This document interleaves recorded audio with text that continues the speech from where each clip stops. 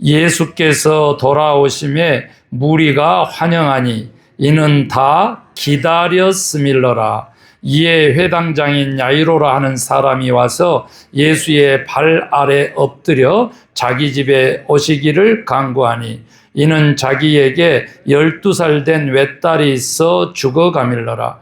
예수께서 가실 때에 무리가 밀려들더라. 이에 12해를 혈우증으로 앓는 중에 아무에게도 고침을 받지 못하던 여자가 예수의 뒤로 와서 그의 옷가에 손을 대니 혈우증이 즉시 그쳤더라.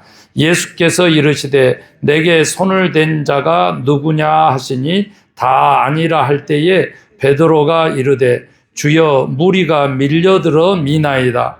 예수께서 이르시되 내게 손을 댄 자가 있도다. 이는 내게서 능력이 나간 줄 알미로다 하신대 여자가 스스로 숨기지 못할 줄 알고 떨며 나와 엎드리어 그 손댄 이유와 곧 나은 것을 모든 사람 앞에서 말하니 예수께서 이르시되 딸아 내 믿음이 너를 구원하였으니 평안히 가라 하시더라. 아멘.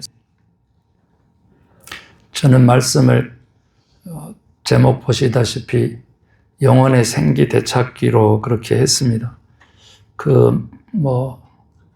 리더의 삶이라고 하는 것이 생기가 좀 있어야 되죠. 영적으로 에너지 없이 살아가는 인생은 어떤 결과를 낳는지 영성가는 얘기합니다. 첫 번째는요, 영혼의 에너지가 없으면 모든 사물을 시니컬하게, 냉소적으로 그렇게 대한다고 합니다. 그래서 마음이 차갑고 비관적이고 비판적인 그러한 생각과 마음으로 가득 차버립니다. 그래서 영혼의 생기, 성령의 능력이 우리에게는 꼭 필요한 줄로 믿습니다. 두 번째로 영적 에너지가 없이 살아가면 기계적인 삶이 된답니다. 우리가 루틴이라고 하는 건데요. 그렇게 기계처럼 움직이는 인생, 다람쥐 쳇바퀴라고 하는 표현, 또 시계추 같은 인생, 이런 표현들을 많이 하는데 그런 삶이 과연 살아있는 삶인가, 또 살아계신 하나님과 동행하는 삶인가 라고 하는 생각에 보면 그게 아니라는 것이죠. 세 번째로는 뭐냐면 가장 어떻게 보면 치명적인 건데 하나님이 우리에게 사명으로 주신 사명도 망각할 뿐만 아니라 그 우리들의 일, 그 사역을 망치는 그러한 일들을 서슴없이 한다고 합니다. 특히 연합에서 하는 거라든지 함께하는 일들에는 그런 것들이 두드러진다고 하네요. 네 번째로는요, 하나님과도 멀어지고 배우자하고도 멀어지고 친구하고도 멀어지고 교회하고도 멀어져서 친밀한 관계들을 다 잃게 된다고 합니다.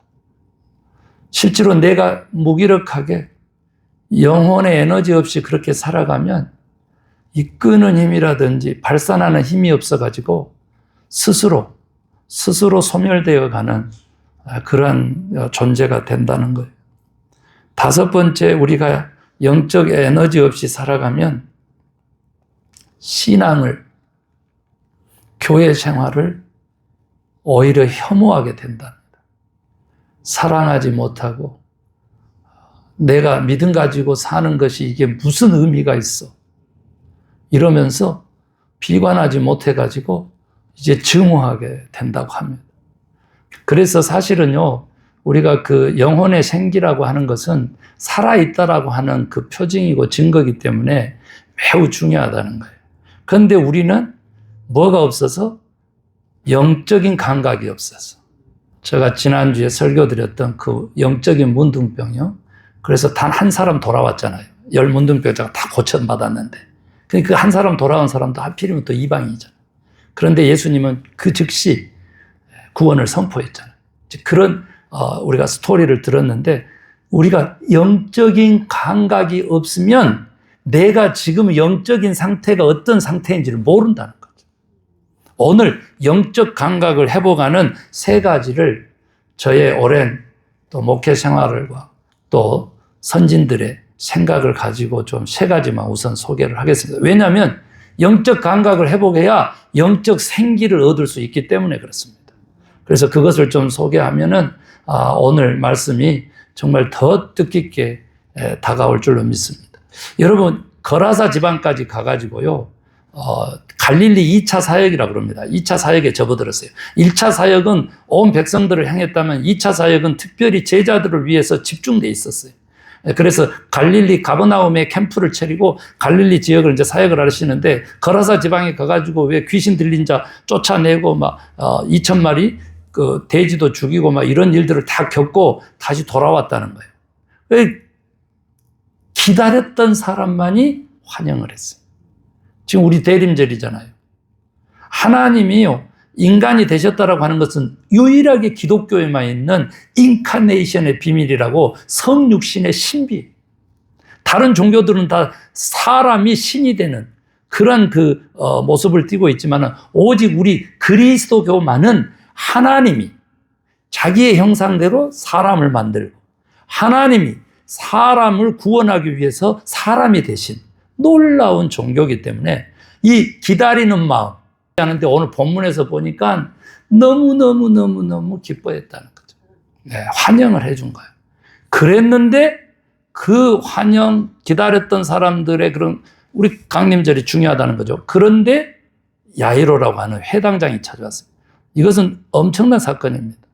무슨 말이냐면, 그냥 권력 없는 사람들, 주인공이 못된 사람들, 그 갈릴리 총구석에 가난한 사람들, 병든 사람들, 말 그대로 사회 최저층의 그 갈릴리를 선택해서 그곳에서 사역했던 예수님이신데, 회당장이라고 하면 유대 종교에서 그래도 그 지역에서는 장이거든요. 그런데 예수님을 찾아왔는데, 누구냐 그랬더니 12살 먹은 딸이 아픈 거예요.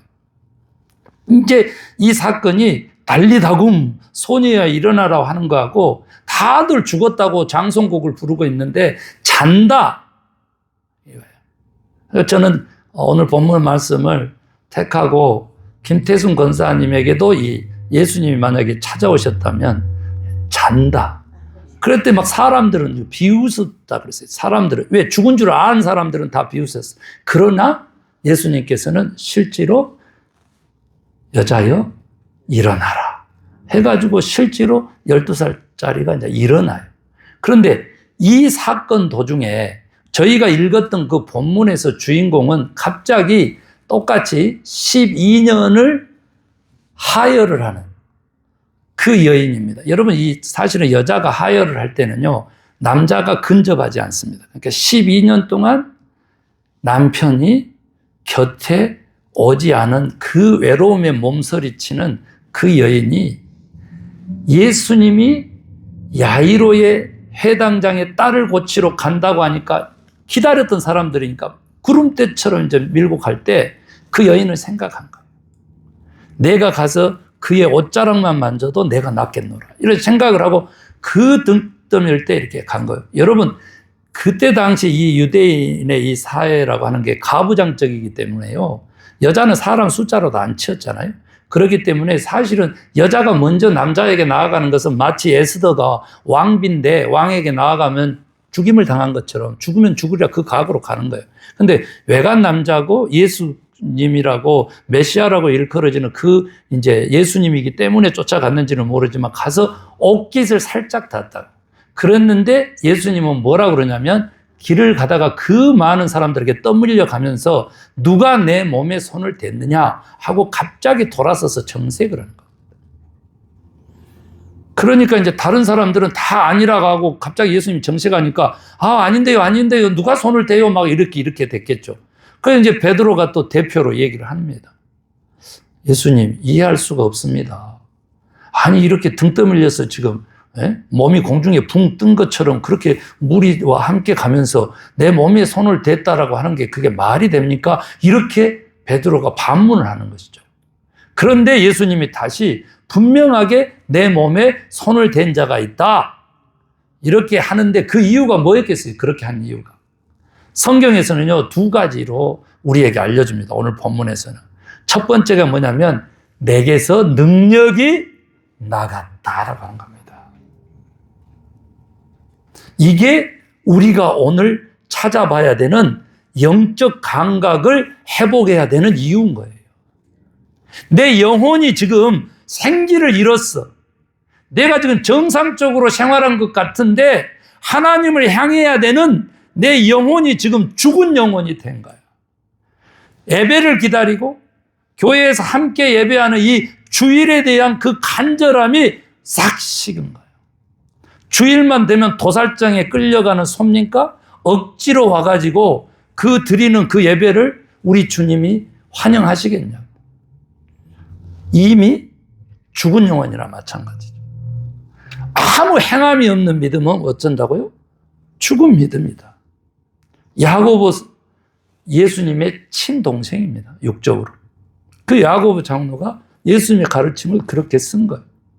오직하면 집안에서는 예수 그리스도가 미쳤다 내지 귀신 들렸다 이랬잖아요. 그렇게 본 사람이 쓴 믿음이란 행함이 있을 때 살아있는 믿음이라는 거예요. 없으면 죽은 믿음이라는 거죠. 그래서 이 능력이 빠져나가는 것을 예수님이 완전히 자기는 알았다는 거죠. 옷깃을 스쳤는데 다른 사람하고 어깨를 맞대고 가고 등을 맞대고 가고 발길이 부딪히는데 옷깃을 잡은 여인을 통해서 능력이 나간 줄을 아시는 것. 영이 얼마나 깨어있는지 그 영적인 감각을 드러내는 사건이죠. 그리고는 왜 도대체 정색을 했느냐 그랬더니 혈우병만 낫는 게 아니고 몸에서 계속 피가 흐르는 것이 멈췄을 뿐만 아니라 동시에 뭘 하려고? 구원을 선포하려고. 아멘. 내 믿음이 너를 구원하였다. 그러면서 꼭 덧붙입니다. 일어나 가라는 거예요. 이제 공동체로 가서 너희 집안으로 가서 아내로서의 역할도 하고 어머니로서의 역할도 하고 예스 며느리로서의 역할도 하고 그렇게 사람답게 다시 살아라. 그런 뜻이 일어나 가라는 거예요. 낙담해서 주저앉아 있는 영혼들을 보고 오늘 주님이 이 12해를 피를 흘리며 고통받았던 여인에게 일어나 가라고 하는 생기를 주신 줄로 믿습니다. 구원, 생명을 주신 줄로 믿습니다. 그 길을 우리가 지금 가기 위해서는 먼저 뭐라고요? 죽은 영적인 감각을 깨워야 되겠다는 거예요. 그러니까 어떻게 깨우냐 그랬더니 첫 번째가 바울이 했던 것처럼 바울이 뭐라 그랬어요? 내가 괴수 중에 괴수다. 그것도 자기 뒤를 이어서 목회를 하는 디모데에게 편지를 쓰면서 그렇게 얘기를 했어요. 무슨 말이냐? 영혼의 감각을 깨워내기 위해서는 우리가 하나님의 그 구원의 역사를 우리가 잊어먹지 않기 위해서는 내가 죄에 있는 것을 고백해야 된다는 거죠. 내가 이미 구원받았지만은 아직도 스칠 죄를 지을 수 있는 그러한 죄 지을 가능성이 매우 높은 그러한 존재라고 하는 사실을 인식하는 데에서부터 우리의 영적인 감각은 깨어난다는 거죠. 이것 없으면 영적으로 교만해질 수밖에 없다는 거죠. 교만해질 수밖에. 다른 사람은 다 죄인이고 본인이 의인이라고 생각하는 영적 교만에 들게 된다는 거죠. 따라합시다. 나는 구원받은 죄인입니다. 그래서 구원의 개념이 기독교에서는 임의와 완성을 위한 아직이라는 개념, 임의와 아직의 개념을 가지고 있다는 거, 그거 잊어버리면 안 돼요. 우리가 예수를 믿는 순간 우리는 구원 얻은 존재입니다. 아멘입니까? 그러나 또한 동시에 타락하고 범죄할 수 있어서 심판받을 수밖에 없는 존재라는 거죠. 이것을 가지고 있어야 이미 구원받은 존재지만 아직 완성이 아님으로 인하여 우리가 믿음 생활하고 신앙 생활하고 교회에서 예배드리고 아멘입니까? 그리고 말씀을 배우고 이런 모든 일들이 찬양과 기도가 덧붙여지고 성도 간의 교제가 또 공동체를 위한 헌신과 헌물이 헌금이 이런 것들이 다 의미가 있어지는 거예요. 뭐 할 때? 내가 아직 죄 지을 가능성이 있는 존재라고 하는 것을 인식할 때, 생각으로부터, 말로부터, 눈빛과 표정과 태도와 행위로부터 우리가 얼마만큼 죄 지을 수 있는 존재인지 모릅니다. 어떤 사람은 자기가 싫어하는 사람 확 뿌리치고 싫은 태 내면서 그렇게 가는 것을 대수롭지 않게 생각할지 몰라도 하나님 입장에서 보면 재율아, 내가 바라는 모습이 그게 아닌데 라고 하는 음성을 듣게 되는 거죠. 그래서 우리가 말하고 눈빛을 쏴고 행동하고 제스처 하나하나 또 결정하고 선택하고 이 모든 것에서 죄 지을 가능성에 대한, 그런데 지나치게 있잖아요. 죄의식을 또 너무 강조하는 교회가 있는데 그것은 바람직하지 않습니다. 존재적으로 내가 죄인이라고 하는 사실만 알아도 우리는 겸손하게 죄를 짓지 않기 위해서, 혹은 죄를 지었을 때 다시 하나님을 두려워하며 회개할 줄 아는 경건과 거룩성이 다시 회복되게 될 줄로 그렇게 믿습니다. 두 번째 영적 간경을 깨우는 것은요, 진짜 이것은 제가 꼭 해야 될 일이기도 하더라고요. 말을 줄이는 것입니다. 기도를 이만큼 했으면은 이제는 막 통성기도 랄랄랄랄 하면서 막 방언기도 막 그런 열정적인 기도도 필요해죠. 눈물을 쏟으면서 통회하고 통곡하는 기도도 필요하죠.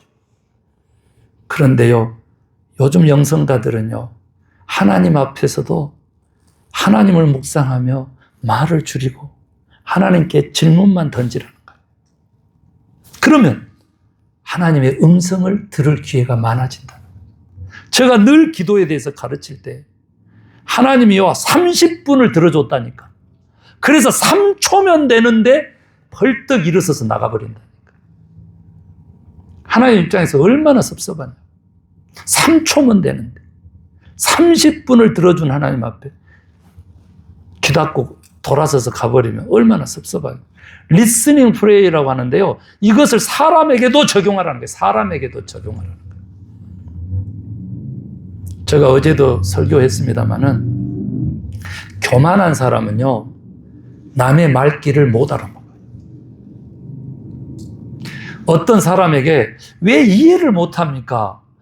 왜 저 말을 못 알아먹어요? 이런 소리를 들으면 아, 내가 교만하구나. 이거 얼른 가야 돼요. 왜 그러냐면요, 자기 것이 꽉 차 있으니까 고막이 울리지를 않는 거야.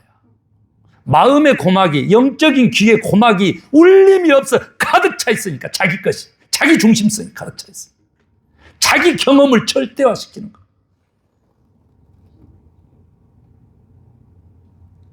안 돼, 하지 마. 아니야. 왜 단정적으로 그래? 하나님은 그것보다 훨씬 위대하신 하나님이세요. 죽은 사람도 살리잖아. 물고기 2마리, 포르득 5개로 장정망 5,000명, 여자와 아이들까지 2만 명을 먹이고도 12광주리, 7광주리를 남기실 수 있는 하나님이시잖아요. 왜 우리가 하나님의 능력을 제한합니까? 영적인 감각을 갖추기 위해서 귀를 여시고 입을 닫으라는 거죠. 이 얘기는 누가 해요? 성경이 하는 거예요, 성경이. 그런데 우리 연로하신 어르신들이 늘 시니어 사역에 가면 제발 어머니, 아버지, 할아버지, 할머니, 제발 부탁드려요. 입은 닫으시고 귀는 여세요. 그럴 때예요. 자식이 말하는 소리를 들을 때예요. 왜요? 베드로도 그랬어요. 네가 젊어서는 그냥 네 마음대로 돌아다녔지만 이제는 주의 일을 하려고 하면 누가 너에게 허리띠를 동이고 끌고 가는 대로 끌고 가게 될 거다. 다 성경의 가르침이잖아요. 여러분, 우리 하나님과의 소통할 때, 기도할 때도 될 수 있으면 입을 다물고, 아니, 말하려고 하지 말고 하나님에게 질문하려고 하시고, 또 다른 사람에게 관계에 있어서도 질문을 먼저 하셔서 그분이 다 말하게 하고, 나는 경청, 내 것을 다 내려놓은 상태에서 상대방의 얘기를 들으면 말귀를 금시 알아먹는 사람이 된다. 말귀를 잘 알아먹으면 어떻게 얘기하는지 아세요? 와, 장로님 총명하세요, 총명하세요. 그런데요, 진짜 박사학위가 2개, 3개인데 아무리 얘기를 해도 말귀를 못 알아듣잖아요. 그러면 돌아서면서 어찌 저렇게 무식한지 모르겠더라고요. 진짜입니다, 이건. 저도 엊그제 한 분 공동체에서 막 문제를 일으켜가지고 막 그랬는데 진짜로 무식하더라고요.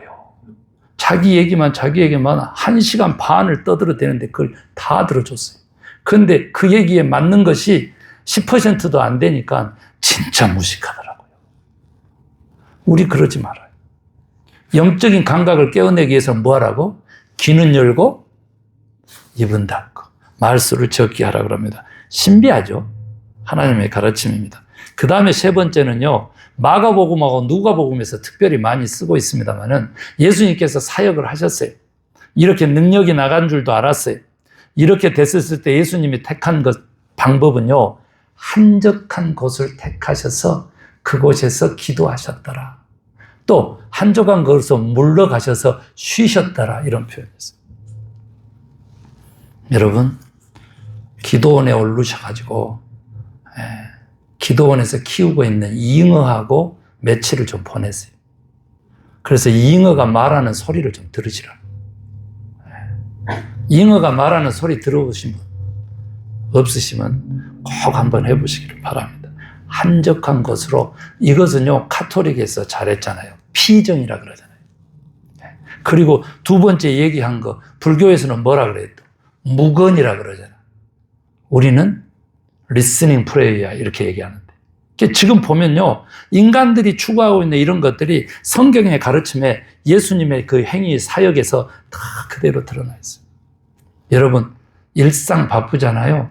영혼을, 감각을 깨워내기 위해서는 쉼을 좀 가질 필요성이 있다. 이렇게 루틴을 깨뜨리는, 이게 나머지 영적인 생기를 주는 5가지 방법에서도 역설적으로 이제 나오게 됩니다. 첫 번째, 영혼의 생기를 위해서는요, 투두 리스트를 작성해라. 내가 오늘 해야 될 일을 아침에 일찍 일어나서 기도하면서 적으라는 거죠. 그래 놓으면 빼먹지도 않고 미루지도 않고 엉망진창 만들지도 않고 결국은 하루를 잘 사는 생기로운 삶을 살게 된다는 거죠. 아니, 행동을 생기 있게 하게 되는데 투두 리스트인데 어떻게 영혼의 생기가 오냐고요? 육체와 영혼이 함께 가기 때문에 그렇습니다. 그리고 이렇게 리스팅을 작성하게 되면 자기도 모르게 기도하게 되는 거죠. 그래서 투두 리스트 작성. 2번째로 뭐라 그러면요, 여러분 우리가 그 부흥회 할 때마다 처음 사랑을 해보거라 그러잖아요. 여러분 예수님과 가장 뜨거웠을 때 그 신앙, 그 사랑 언제입니까? 우리 교회도 한때 뭐 간증도 하고 그랬잖아요. 그때 그 구원받았을 때 어떻게 내가 열정을 품고 예수를 믿고 주님과 동행했는지 그런 간증도 우리 평신도들에게 들었잖아요. 그래서 처음 사랑해보라고 하는 것은 그동안 부흥회에서 많이 가르쳐 줬어요. 여러분, 우리도 다시 처음 사랑해보고 하십시다. 그런데 오늘 영혼의 생기를 위해서는 처음 사랑을 해보려고 애쓰지 말고 새로운 열정적인 사랑을 하도록 결단하라는 거예요. 새로운 사랑을 하도록 결단을. 새로운 사랑, 새 일을 할 준비가 되셨는지 주님이 묻는 것입니다. 한때 좋았던 그곳으로 돌아가는 것이 회복이 아닙니다. 진정한 회복은 하나님의 계획대로, 그분의 축복된 하나님의 뜻대로 회복하는 것입니다. 거기로 돌아가는 거예요. 그런데 하나님은 살아계신 산자의 하나님이기 때문에 오늘 이 순간부터 새로운 사랑을 원하시는 하나님이시다. 3번째로는요, 이것은 정말 어떤 영성가는 이렇게 얘기를 하던데 깜짝 놀랐어요. 손을 이렇게 내봐요. 손 한번 봐봐. 자기 손 자기가 만져봐. 만져보라고. 여러분, 영혼의 생기를 위해서는요, 저가 대학교에서 신학교 총학생회장을 하고 다음에 바로 휴학을 하고 예수원, 토레이 신부, 대천덕 신부, 그 신부의 최고의 영성수련센터로 간 거 아닙니까? 그랬더니 그 예수원에 태백산맥에 있어요. 태백산맥이 아니죠. 강원도 태백에. 예수원의 편말이 뭐라고요? 기도는 노동이요, 노동은 곧 기도다. 수련을 쌓으러 갔는데요, 저를요, 영성 수련을 안 시키고 어디로 보내면요, 그 예수원의 목장으로 보내가지고요, 이야, 양똥, 양털, 그 다음에 옥수수밭, 감자밭, 콩밭 매는데 진짜 여기 골반이 그 엉치고 녹아내린 줄 알았어요. 하루에 3번 예배 드리면서. 얼마나 노동이 심했는지요. 저녁에 특별 찬양을 접보고 하라 해서 기타 들고 찬양을 하는데 기타 코드하고 목소리하고 하나도 음이 안 맞아가지고요. 그때를 생각하면 지금도 얼굴이 막 뜨거워요. 그런데 그 몇십 명 앞에서 말이죠. 열심히 음이 안 맞은 기타를 쳐가면서 제가 찬양을 했더라니까. 그랬더니요. 저보다 더 실력이 있는 사람이 저를 와서 위로한다고 하는 말씀이 그래요. 노동이 너무 심해가지고 목이 가라앉았어. 예? 그러니까 그때는 음부터 맞춘다고 하고 해야 돼 이러더라고. 그러니까 얼마나 듣기가 거북했겠어요. 그런 일도 잊어버릴 수가 없어요. 잊어버릴 수가. 제발요, 영혼의 생기를 위해서 여러분 손을 더럽혀라 그러잖아요. 손을 영성가가 네 손을 더럽혀라. 설거지하고요. 그것뿐만 아니에요. 뭐 하라고 한지 구체적으로 나온지 아세요? 제가 그거 소개할게요. 첫 번째, 화초를 키워라. 동물을 키워라. 그리고 텃밭을 가꿔라. 어떤 모임에 어떤 활동에도 참여해라. 그러면 네 영혼이 생기를 일으킬 것이다. 몸을 움직여라 그랬습니다. 몸을. 아멘입니까? 이거 하기 싫어가지고 설거지 가지고 막 싸우고 하다가 갑자기 헤어지면은 얼마나 아쉬워요. 4번째입니다. 2개 남았어요. 루틴을 깨라고요.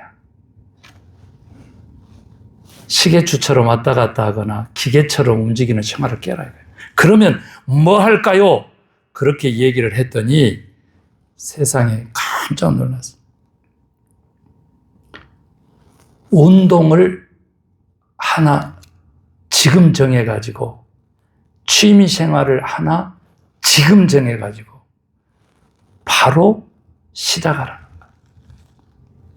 구체적으로 얘기하는 겁니다. 구체적으로. 여러분 교회에 올 때만 집 밖으로 나왔다 그런다면 이제는요, 여러분들 같은 층에 만약에 3층에 사신 분 계시면 3층 복도를 점령하라. 3층 복도를 점령해. 당신의 앞마당을 점령하라. 여러분 활동하셔야 돼. 루틴을 깨는데요, 그동안 안 했던 것을 찾아서 하랍니다. 그러면 생각과 마음이 새로워진답니다. 그러면 뭐가 새로워진다고? 영혼이 생기를 얻고 새로워진다는 거예요. 새로운 사랑하고 같은 것 같아요. 그런데 구체적으로 재미나고 기쁜 운동을 하라는 거죠. 여러분, 새로운 일을, 새로운 활동을, 새로운 취미를 찾아서 행하라는 거예요. 그래야지만 루틴을 깨는 새로움 속에 새로운 영혼이 깃든다는 거예요. 마지막입니다. 이것은 너무 내가 권하고 싶어요. 금요일 날 저는 바로 여기 다운타운에서 그레디스 파크에서 하는 22년째 하는 사랑의 담요 나눠주기. 몇백 개를 나눴는데요. 양복 입고 땀을 뻘뻘 흘리면서 칼로 박스를 다 터가지고 몇백 명의 그 홈레스들에게 지금 나눠줬어요. 연약한 사람들과 함께 하라고 했는데요. 제가 홈레스부터 얘기를 했는데 여러분 환자들요. 여러분 더 기발하고 더 감사한 거. 어린 아이와 함께 하라고 합니다. 어린 아이와 함께 하는 것이 영혼의 생기를 깨우는 거라고. 사랑하는 성도 여러분, 나보다 더 연약한 사람들과 시간을 보내면 내가 주님 앞에서 더욱 강한 존재들이 될 줄로 그 가르침이 있는 거예요. 어떻게 강하냐? 육체적으로 뿐만 아니라 정서적으로, 영적으로 흔들림 없는 신앙을 가진 강한 존재들이 된다는 거예요. 어린 생명은 생명대로, 꺼져가는 생명은 그 꺼져가는 생명대로, 어려운 삶에서 신음소리를 내는 연약한 그 지체들과는 그 연약한 지체들대로 내가 감사로 충만하게 되고 은혜로 충만하게 되고 하나님의 사랑에 젖게 된다. 피아노 반주에 맞춰서 우리 함께 기도하십시다.